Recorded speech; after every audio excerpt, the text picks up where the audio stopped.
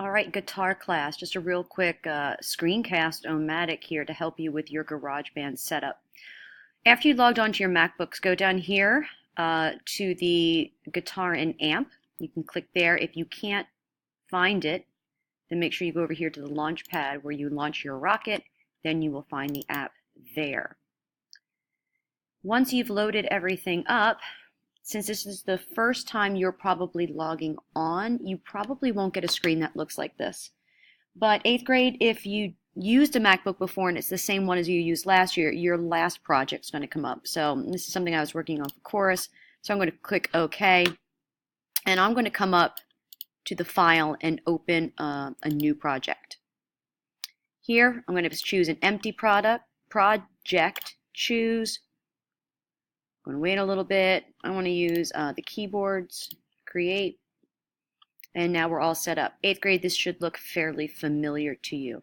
Right now, we're not going to be using this keyboard, so I'm going to click out of there. If I want it back, I hit Command K, just like that, and it will reappear. First thing you must do, you cannot skip this step, or everything you do from here on out will be just a mess, and you'll have to start over. You must go up over here where it says C major. The default is for GarageBand to play something in C major. We're not working in C major today. We are working in G major. So you'll have to scroll and look for G major right there, no flats or sharps near it, and click OK. First thing you want to do is set up 16 beats of loops, which means it's going to be 16 beats from the beginning of the project all the way up here until the number 16. So we're going to create loops, which are repetitive rhythms and melodies. So go up to Apple Loops, and here are all the hundreds of loops you can choose from. This is where ADD will get a little bit interesting. All right, as you click on it, you'll be able to hear it. So let's say I like the 80s backbeat. I can click it and drag it up here underneath the piano keyboard. And there it is. I press the space bar, and there are my loops.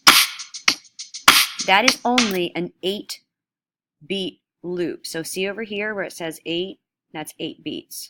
Listen again. 1, 2, 3, 4, 5, 6, 7, 8. All right. So I'm sorry. Earlier I said you're going to want to go all the way over to 16 here. That's not true. These are measures. I forgot. My bad.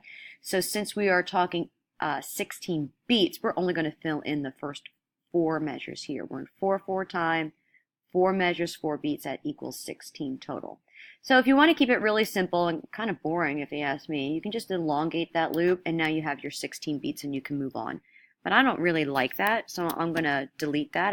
I hit Command Z to undo. And I'm going to go over here and I'm going to start layering some things over top. That sounds like. In fact, I'm going to layer that right underneath. Let's see what that goes.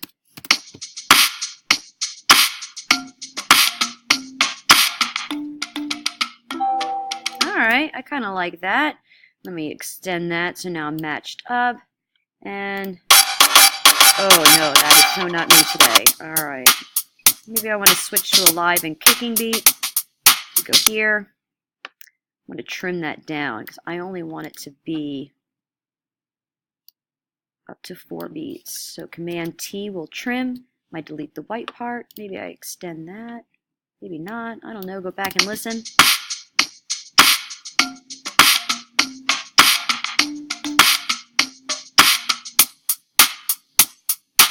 Okay, I'm not going to lie to you. I don't like it. I'd go back and change it, but for your sake and mine, I'm going to stop there. Once you have these 16 beats set up, you want to go and either get one of the MIDI keyboards from the cabinet, or you can press Command K and your keyboard will come here. So now we're going to take the 1, 5, 6, 4 chord progression. All right, that's on your piece of paper, and you're going to put the bass line in. So I'm going to go up here and highlight the classic piano, and I'm going to do quarter notes. So for the first 4 beats, it's going to be G, G, G, G, and then D, D, D, D. Where's my E?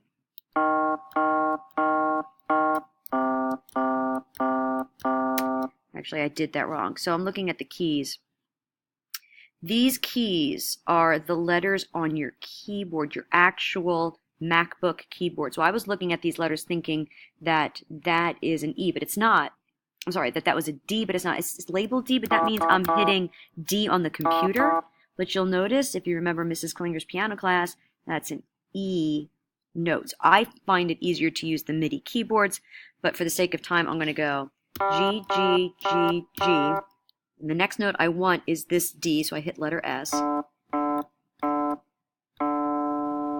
Then here, C. So what I want to play are the root notes, the bass notes for the 1, 5, 6, 4 chord progression. So I need to have 4 G's, which is the first note of the scale.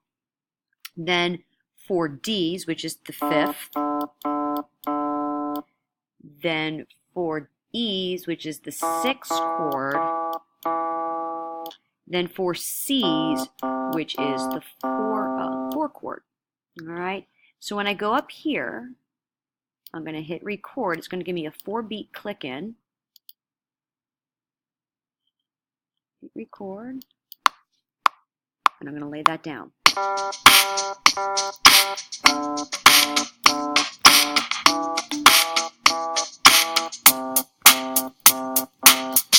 So now I have the bass line for the my chord progression along with some looping tracks that you can then practice your guitar with. That's about as far as I'm going to take you today. I'll be surprised if you get this done in one class period. You might have to come back and watch this video later to figure out how to input your bass line. All right, so that was a quick down and dirty crash course.